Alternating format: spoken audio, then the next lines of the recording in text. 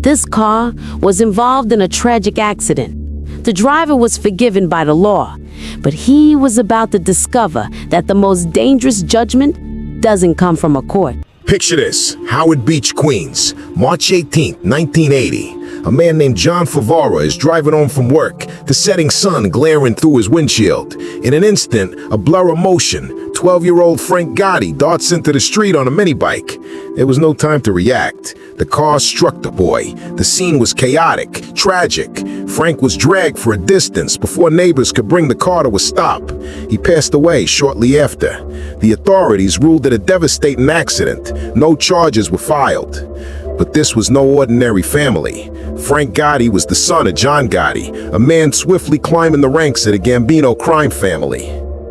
In the aftermath, Favara, rocked with guilt, tried to apologize. The response was anything but forgiveness. Frank's mother, Victoria, met him with a baseball bat. Soon, death threats arrived at his door. His car was vandalized, the word murderer spray painted across it. The neighborhood became a prison of fear. Favara, terrified for his family's safety, made a desperate decision. He put his house up for sale and prepared to vanish, to start a new life far from Queens. But for some, his mistake was unforgivable. July 28, 1980, 4 months after the accident, Favara is leaving his workplace on Long Island. Witnesses report a chilling scene, several men forcing him into a van.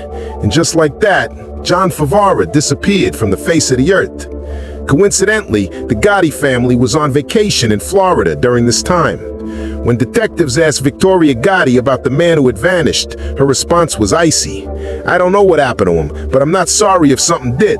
He never sent me a card, he never apologized."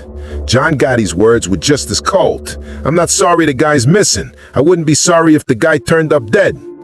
John Favara was declared legally dead in 1983. For decades, the full story remained a dark rumor. Then, in 2009, federal prosecutors made a stunning allegation. They claimed that a Gambino enforcer, Charles Cardiglia, had been tasked by Gotti to make Favara disappear. The method was as final as it was horrifying. They allege he was shot and his body dissolved in acid. No trace of John Favara was ever found.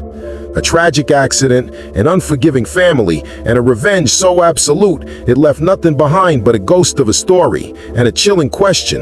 Where do you draw the line between a terrible mistake and an unforgivable sin?